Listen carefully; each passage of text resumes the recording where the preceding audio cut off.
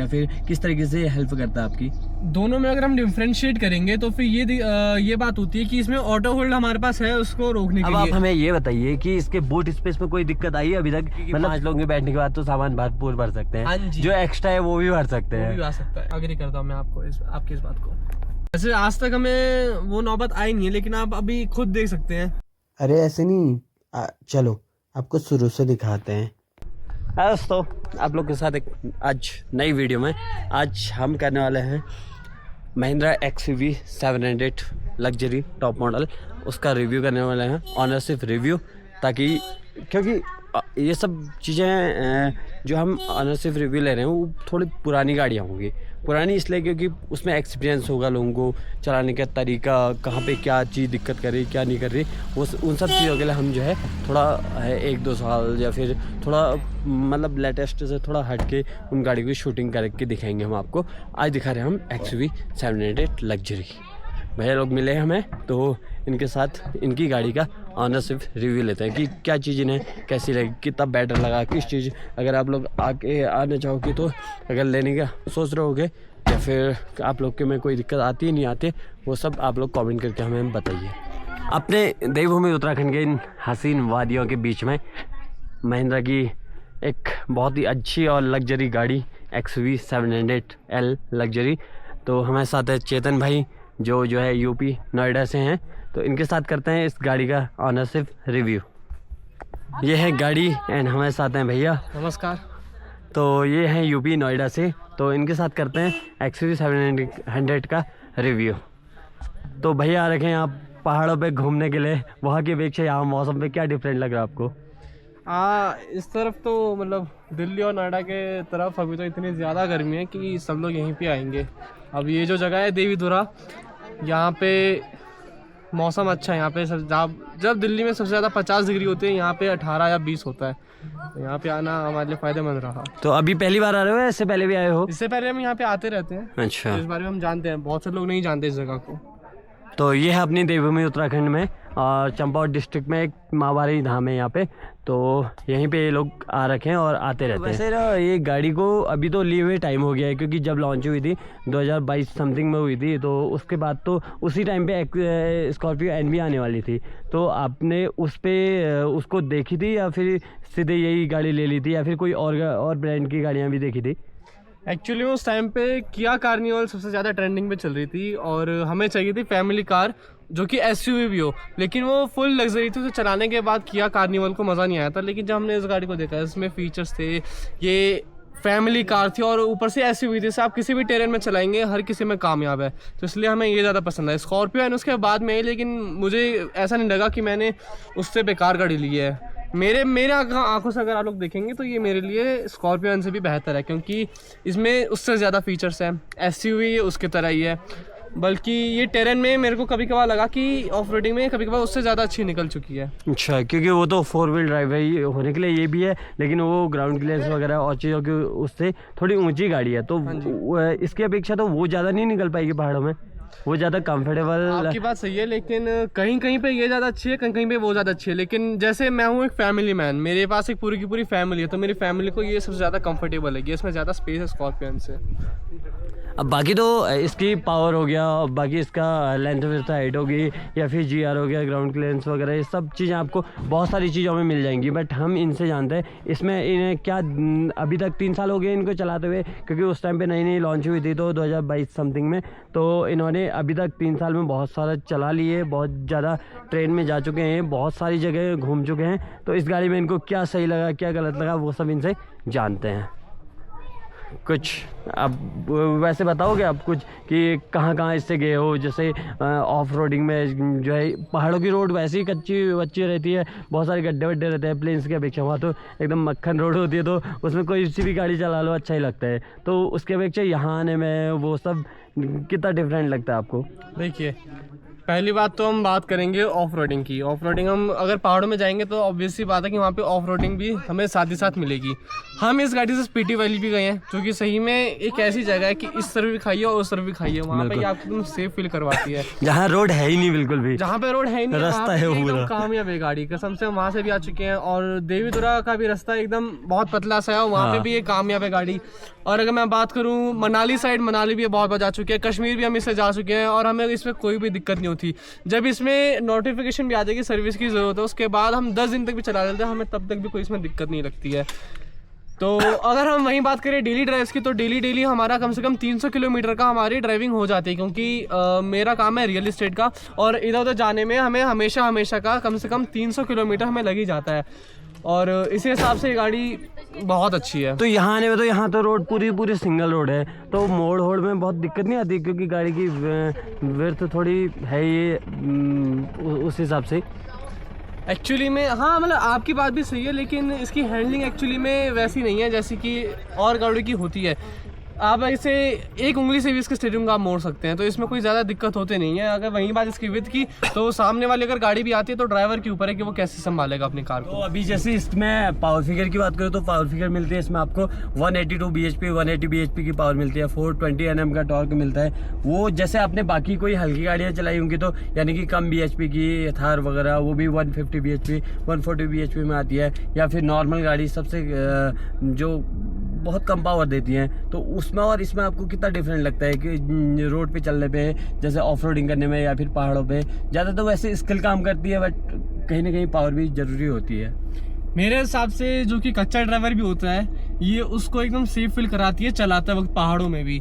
मेरा एक भाई है जो कि उसको ज़्यादा अच्छी आते नहीं है गाड़ी चलानी, लेकिन फिर भी वो पहाड़ों में कहता है कि इस गाड़ी के साथ मेरे को थोड़ा सेफ फील हुआ। पहले उसने वो क्या कहते हैं सियाज चलाई थी, सियाज में उसे थोड़ा लगा कि पावर, मतलब उसकी पावर बहुत सही में अच्छी है, लेकिन जब उसने ये चलाई उसने बोला ये उसके लिए बेस्ट है।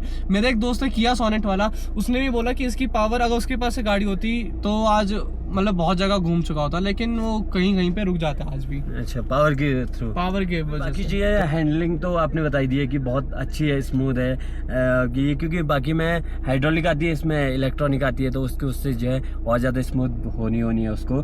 बाकी इसके डिस्प्ले वगैरह में कभी कोई लैग वगैरह है, या कैमरे वगैरह में 360 कैमरा है, तो उस पर नॉर्मल जो शहरों पे तो वैसे ही जगह होती है लगभग, लेकिन पहाड़ों में जहाँ पे ऑफ रोडिंग या फिर गड्ढे वड्ढे आ जाते हैं, वहाँ पे ऐसी कोई दिक्कत आती है कि अगर 360 ना होता तो यहाँ पे मेरी गाड़ी पक्का ठुकती, या फिर ये कोई डेंट आता, या फिर टायर यहाँ पे कहाँ पे कितना मोड़ते हैं करके, उस तरीके से कैमरा कितना हेल्प करता है आपको ऑफ रोडिंग जाने में, या फिर वहीं पे भी पार्किंग वगैरह में भी। आजकल तो क्या जो न्यू ड्राइवर्स हैं उनके लिए कैमरा एक सहारा है, वो बिना कैमरे के कुछ कर ही नहीं सकते। 360 कैमरा सबके लिए बहुत ज़्यादा इंपॉर्टेंट है। जो पुराने ड्राइवर्स हैं ये उनको भी बहुत ज़्यादा पसंद है, और जो मेरे जैसे एकदम नए ड्राइवर्स हैं उनके लिए भी बहुत ज़्यादा हेल्पफुल है। यहाँ तक कि जब हम गाड़ी को मोड़ते हैं तब इसमें एक लाइन आती है जो कि हमें दिखाती है कि अब अगर आप इतने एंगल में मोड़ेंगे तो आपकी गाड़ी पीछे से यहाँ पे लग सकती है, वहाँ पे लग सकती है।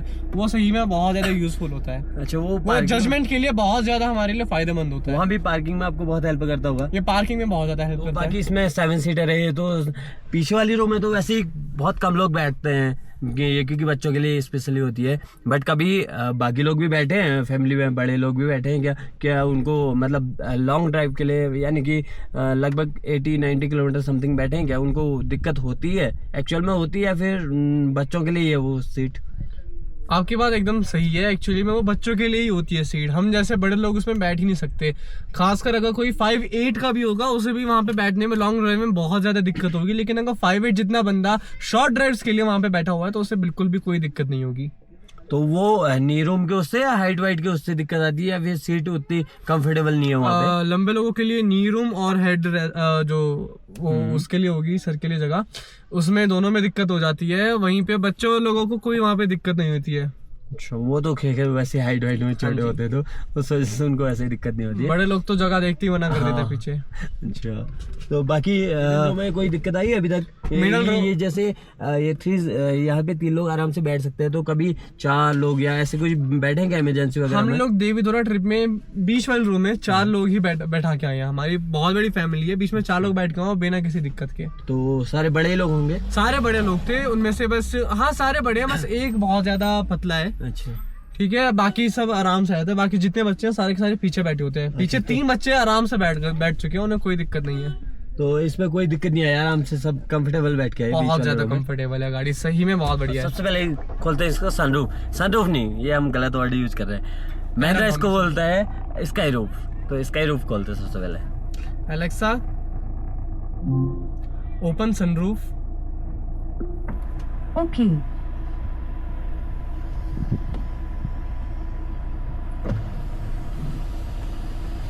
खुल चुका है महिंद्रा का स्काई रूफ। ये आपको ट्रैवलिंग में कितना हेल्प करता है, कोई व्यू देखने पे या फिर कहीं पे जैसे बहुत सारी जगह अलग अलग लोगों को होता है, तो कि हम छत से निकले हैं वहाँ से देखें, वैसे करके व्यू वगैरह के लिए ज़्यादा है ये। वैसे तो ये माउंटेन्स में मुझे नहीं लगता कि किसी इसे खोलना सेफ रहता है, क्योंकि कभी भी कोई पत्थर वगैरह आ सकता है, लेकिन कहीं कहीं पे मतलब मजबूर कर देते हैं पहाड़ वगैरह देखने के बाद कि इसे खोल के देखना चाहिए ऊपर है कैसा। और जब हम इसे खोलते हैं तो ऊपर जब रॉक्स वगैरह दिखते हैं माउंटेन के, वो बहुत ज़्यादा सुंदर लगता है, सही में हेल्प करता है। खासकर वैसे तो मैं सजेस्ट नहीं करूँगा कि ऊपर आप खड़े हुए खासकर हाईवे पे, लेकिन जब हम नॉर्मल रोड से खड़े रहते हैं ना, तो फीलिंग आती है कि आप सही में कुछ बढ़िया कर रहे हैं। ये होता है एंजॉय। और वहीं बात बच्चों को, तो वो तो ऐसे ही एंजॉय करते हैं। वैसे हमारी तरफ से तो इसको जब गाड़ी रुकी हो तभी इससे बाहर निकले, क्योंकि ये कई बार माउंटेन वगैरह में या पहाड़ों पे कहीं भी ऑफ रोडिंग करते हो आप लोग, तो हल्का सा ब्रेक लगने में इंसान आगे की तरफ आता है, तो उससे बाहर गिर सकता है, कोई चोट आ सकती है। जो आपने बताया पत्थर गिर सकता है, वो भी है एक रीजन। तो कहीं भी गाड़ी रुकी हो तो ही इसका फायदा है, नहीं तो फिर चलती गाड़ी में तो ना ही जाए इससे। चलती गाड़ी में सिर्फ खोल सकते हैं हवा के लिए, हाँ उसके लिए खोल सकते हैं, बाकी इससे बाहर निकलना बेकार ही हुआ। और इस पे जैसे आपका ऑटो होल्ड है, पार्किंग ब्रेक है, वो किस तरीके से हेल्प करते हैं नॉर्मल ब्रेक, हैंड ब्रेक की अपेक्षा? एक्चुअली में बाकी गाड़ियों में होती है हैंड ब्रेक, इस वाली में है इलेक्ट्रॉनिक हैंड ब्रेक, जो कि सही में बहुत ज़्यादा वो है हेल्पफुल है। और ये ऑटोमेटिक जब आप इसे पार्किंग में डालेंगे तो अपने आप इसमें इलेक्ट्रॉनिक हैंड ब्रेक लग जाती है। और ऑटो होल्ड भी हमें बहुत ज़्यादा काम आता है, जैसे कि जब बिना ब्रेक दबाए हमें चाहिए कि गाड़ी एक जगह रुकी रहे, तो वहाँ पे हमें ऑटो होल्ड बहुत ज़्यादा काम आता है। तो जैसे एकदम गाड़ी चढ़ाई में खड़ी है और जैसे बिना ऑटो होल्ड के भी आपने गाड़ी चलाई होगी, कोई और गाड़ियाँ चलाई होंगी, तो उस पे और इस पे कितना डिफरेंट लगता है, या फिर किस तरीके से हेल्प करता है आपकी? दोनों में अगर हम डिफ्रेंशिएट करेंगे तो फिर ये बात होती है कि इसमें ऑटो होल्ड हमारे पास है उसको रोकने के लिए, वहीं पे हमें वहाँ पर जो और गाड़ी होती है जहाँ पे ऑटो होल्ड नहीं होती, खासकर पुरानी गाड़ियाँ, वहाँ पर हमें ब्रेक दबा के रखनी पड़ती है या फिर हमें हैंड ब्रेक लगा ही देनी पड़ती है।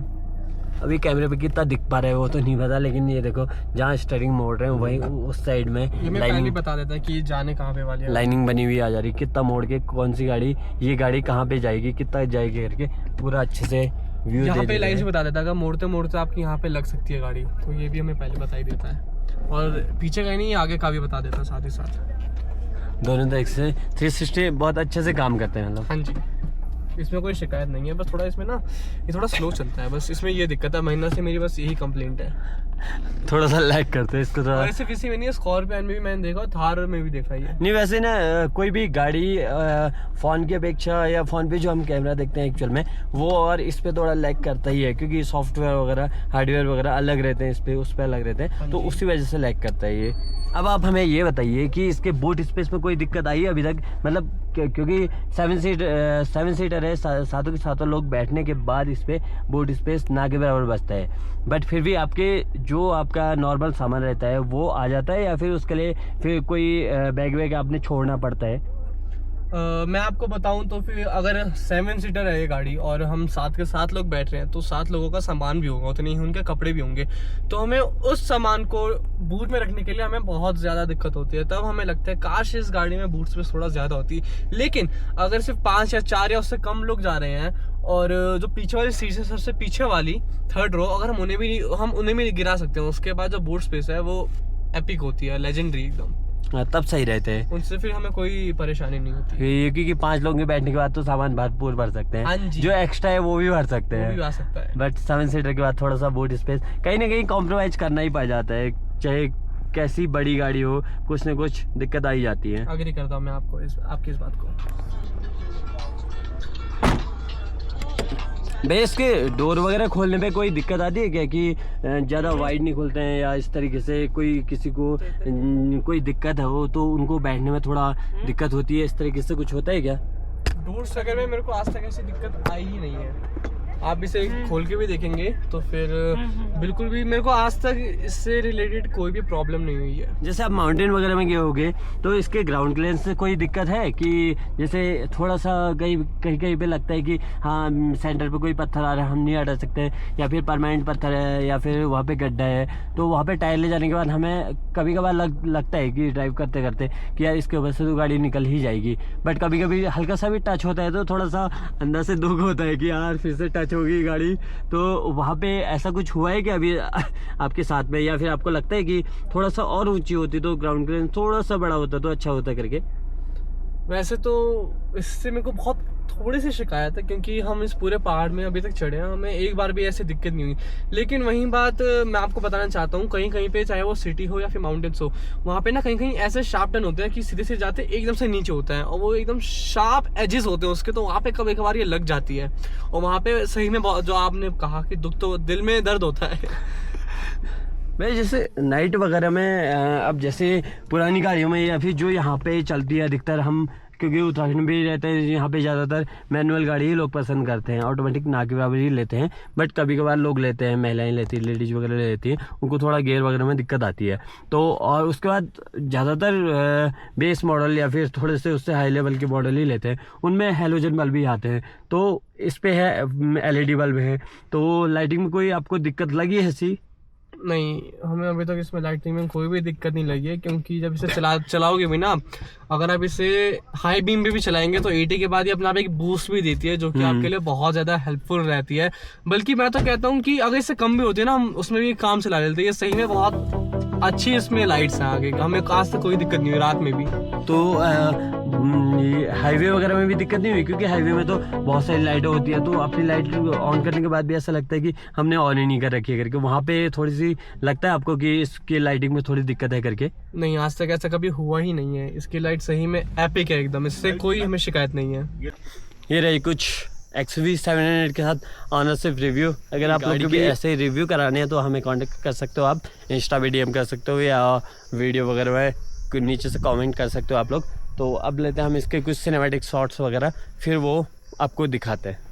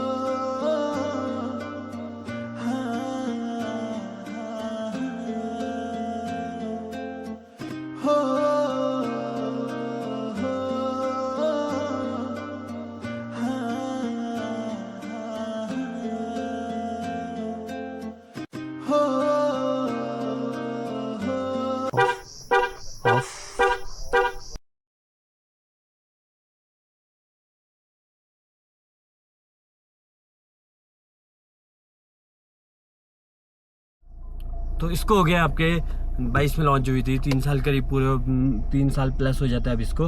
तो भैया आपने इसकी लगभग उस टाइम पे कितने प्राइस में ली थी ये गाड़ी? आप इसे लगभग 29 लाख के आसपास मान सकते हैं उस टाइम पर, और आज के टाइम पे इसका प्राइस और भी ज़्यादा बढ़ चुका है क्योंकि आज तो बहुत सारे अपडेट हो चुके हैं, बहुत सारे कलर वेरिएंट हो चुके हैं। और आज के टाइम पे तो इसका एक न्यू वेरिएंट आया है एबोनी वाला, जो कि ऑल ब्लैक है, अंदर से भी पूरा ब्लैक है, बाहर से भी ऑल ब्लैक।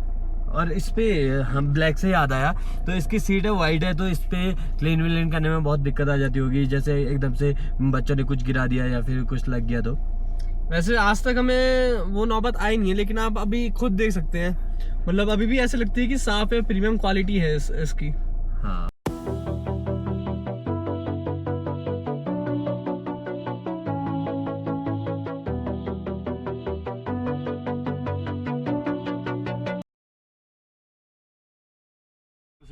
अब जैसे आगे आ रहा है ट्रक, आगे वहाँ ट्रक खड़ा है तो यहाँ पे बैक करने के लिए थोड़ी स्पेस अनकंफर्टेबल टाइप की है। यहाँ पे आता है 360 कैमरा काम का, बहुत अच्छे से काम का,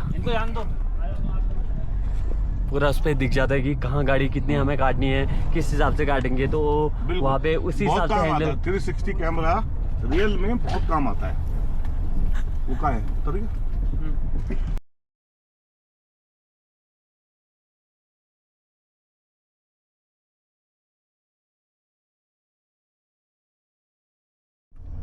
अभी मैं शूट कर रहा था तो सनरूफ यानी कि महिंद्रा का स्काई रूफ मिलने तो बहुत अभी काम का आया, क्योंकि यहाँ से निकालो बढ़िया शूट हो जाता है, पूरा चल जाता है। बट मुझे ना अभी ये लोग ड्राइव कर रहे हैं तो मुझे ये सही लगा कि इसमें कैमरा हम गाड़ी ड्राइव करते करते भी देख सकते हैं कि अगर राइट साइड कई बार क्या हमेशा यही हो जाता है, गाड़ी पे कोई भी गाड़ी हो तो उस पर ब्लाइंड स्पॉट बहुत ज़्यादा बन जाते हैं। तो अभी इस पर 360 ऑन है जैसे, तो उस पर ब्लाइंड स्पॉट 0 हो जा रहे हैं कि कहाँ पे क्या है, कहाँ पे क्या नहीं है, वो पूरा एकदम अच्छे से क्लियर, बहुत क्लियर पता चल जा रहा है। जैसे कि मैं अभी पहाड़ में ड्राइव कर रहा हूँ तो इसमें ना बहुत से फीचर्स हैं जो कि बहुत से लोग यूज़ नहीं करते हैं, लेकिन मेरे लिए बहुत ज़्यादा काम किए हैं। पहला तो ये कि जैसे कि ना अभी पूरी अच्छे तरीके से पक्की रोड नहीं है, इसमें बहुत ज़्यादा गड्ढे हैं ये वो, लेकिन हम अभी भी इसमें स्मूथ इसलिए चल पा रहे हैं क्योंकि मेरे पास है ऑफ रोडिंग वाला मोड। बहुत से लोगों को लगता है कि ये यूज़फुल नहीं है, लेकिन ये मेरे लिए बहुत ज़्यादा यूज़फुल है। वैसे जब चलाता हूँ तो ये गाड़ी ना स्मूथ चलती है। और वहीं दूसरे फीचर की बात करूँ तो वो है हिल कंट्रोल वाला फीचर। इसमें क्या होता है, जब आपकी गाड़ी हिल से नीचे जा रही होती है तो वो स्पीड अपनी मेंटेन करके रखती है, वो स्पीड को बढ़ने नहीं देगी, जो कि मेरे लिए सही में बहुत ज़्यादा यूज़फुल है, मेरे जैसे न्यू ड्राइवर्स के लिए। यहाँ पे पहाड़ों पे जो है मोड़ बहुत शार्प टर्न वाले होते हैं, तो उस पर आप लोग आपका, क्योंकि वहाँ नेशनल हाईवे या कोई भी हाईवे ले लेते हैं या प्लेन्स कोई भी रोड ले लेते हैं, वहाँ पे बहुत सारी सेफ्टी वाली चीज़ें होती हैं, बहुत सारी चीज़ें हो जाती हैं, तो उससे जो है इतना शार्प टर्न नहीं हो पाते वहाँ पे। तो पता चल जाता है पहले कि हाँ भाई हमने यहाँ से यहाँ लेना है, इस तरीके से गाड़ी अपनी मोड़नी है करके।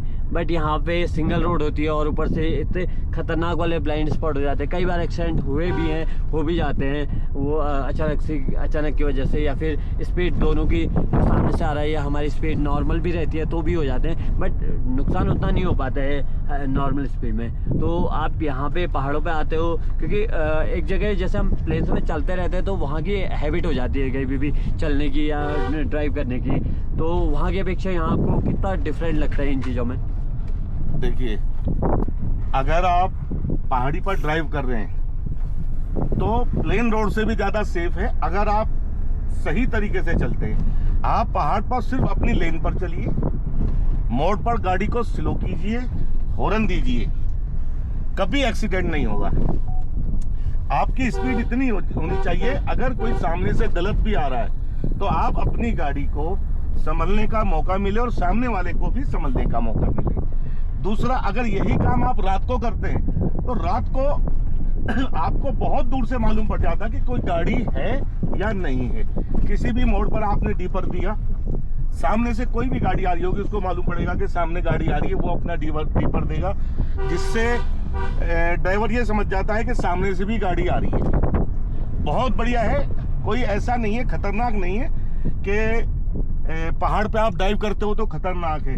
सिर्फ कुछ सेफ्टी यूज करनी है आपको, आप सिर्फ अपनी लेन में चलिए। अगर आपको लग रहा है कि खाली रास्ता है, ठीक है, तो थोड़ा सा ले सकते हैं, बाकी अपनी स्पीड को बरकरार रखिए, स्पीड को बना के रखिए, ठीक है, कानून का पालन कीजिए, कभी भी एक्सीडेंट नहीं होगा।